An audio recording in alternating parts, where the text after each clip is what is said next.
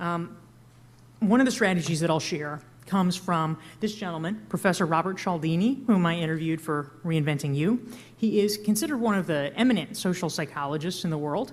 And one of the things that he told me as I was interviewing him was about an interesting experiment that they did. He was brought in because in Arizona, where he lives, there was a hospital. And for whatever reason, the patients there that were being treated, they were doing really well. They were, everything was good until they were discharged from the hospital, and they were being asked to do physical therapy exercises in order to keep up and improve their gains. But nobody was doing them, and they couldn't figure out why. Because, obviously it was creating worse long-term health outcomes. And so they brought in Robert Cialdini, and they said, can you help us figure out why our patients are not doing their physical therapy exercises? And he said, okay, well, we'll try. So they started out doing a survey of these patients, and they said, well, do you like your doctors? And they said, oh, yes, we like our doctors very much. And they said, well, okay, do you trust your doctors? Do you think they're credible? And they said, well, yes, of course, our doctors are the best. And so they said, well, that doesn't really make sense because they're telling you to do these physical therapy exercises and you're not doing them. What's the problem? And they said, oh, well, it's not our doctors that are telling us to do the physical therapy exercises, it's the physical therapists, and we don't know anything about them.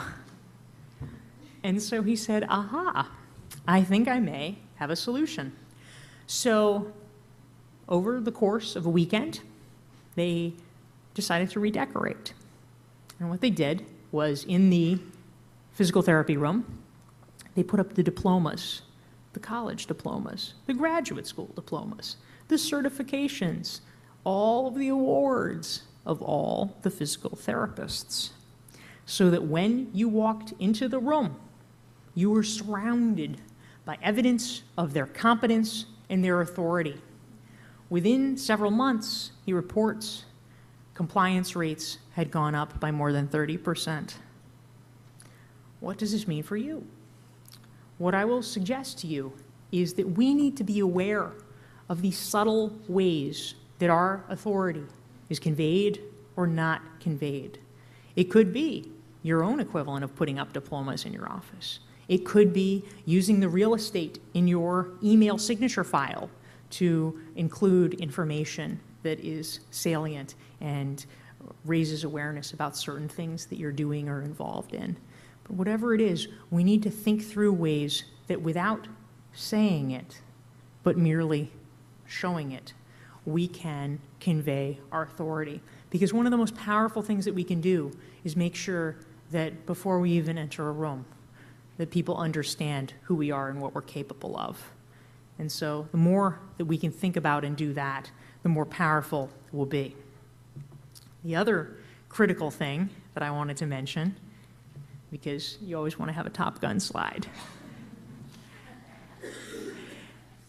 is that for those of you who feel uncomfortable, maybe it doesn't feel like a supernatural thing to think about personal branding, I will suggest to you the wingman strategy. And basically what this entails is helping your friend. You should find a wingman, maybe even tonight. A wingman is a friend or colleague that you like, that you respect, that you trust. Someone that you would not hesitate to recommend. And you go to that person and you say, I have a proposition. At the next conference, at the next networking event that we go to, I will talk you up if you talk me up. Now, what I love about this is that if you think personal branding is, oh, it's too smarmy, I don't want to think about this, I don't want to do this, guess what? You don't have to. Your only assignment is to say nice things about your friend, to look for opportunities for your friend. Oh, did you mention China? My friend is an expert in China. You should really meet her. If you are on the alert, looking for openings, which you theoretically should be doing anyway if you're a good friend, that is a way to put that front burner Help your friend. Make sure that her virtues and skills are known and recognized by other people. But also, she's out there doing the same thing for you. It is a virtuous circle so that more people are aware of your capabilities and exactly what you can offer. Now, it's important, maybe even essential, to mention in any talk these days the great parallel track of personal branding. We have, the real world track that one has always had to think about. We also have the parallel track now of the online world, your digital footprint, your reputation on social media. And I'm sure we'll talk more about this during the Q&A session, but I wrote this blog post about a year ago for Harvard Business Review called "If You're Serious About Ideas, Get Serious About Blogging." And I'll say that I mean this expansively. I don't think everyone has to be a blogger, but I think that everyone needs to start thinking about how and in what form you can share your ideas.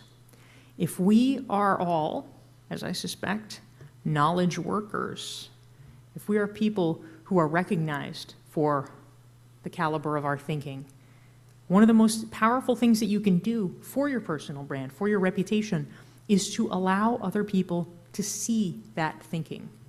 Because if you're a marketer, unless I have literally worked with you before, how do I know if you're any good? How do I know? You don't. If you're a lawyer, unless you are evaluated by another lawyer who's worked with you closely, how do you know if you're good? Even people who are your clients probably don't even know how good you are because they can't read the contracts. They don't know if you forgot something. Nobody knows. What the power of social media does is it allows people to see what you know, how you think, what you're like. It allows people to test drive working with you. It reduces their risk if they hire you. And it enables you to distinguish yourself on the power of your ideas, which is ultimately what you want to be known for. So whether it's blogging, whether it's creating a podcast series, maybe it's making videos with your smartphone, maybe it is as simple as having a well-curated Twitter feed. Maybe you're a graphic designer or an interior decorator and you want to have a page on Pinterest. Whatever it is, you need to think of somehow finding a way to get your ideas out there and to enter the discourse. That's something that people haven't had to do before. I would say that increasingly you may have to do it, but really what it is an opportunity to do it. It's an opportunity to share those ideas and to help draw the right kind of people to you. And I can think of a number of examples, and I think it's getting more and more common. There was a guy that I met at a conference last year, and he had a pretty cool job. He was doing social media for Puma, the sneaker brand. A lot of people would say, "Oh, that's a dream job. I want to do that." How did he get it? I asked him. He said, "Oh, I had written a blog post, and the guy who's now my boss read it and liked it, and we started corresponding, and then he offered me the job." More and more, you need to give people a hook. You need to give people a way to find you. If you can do that, that's how you can succeed. So thank you very much. I'm looking forward to the Q&A and the conversation with Tanvi. Thanks.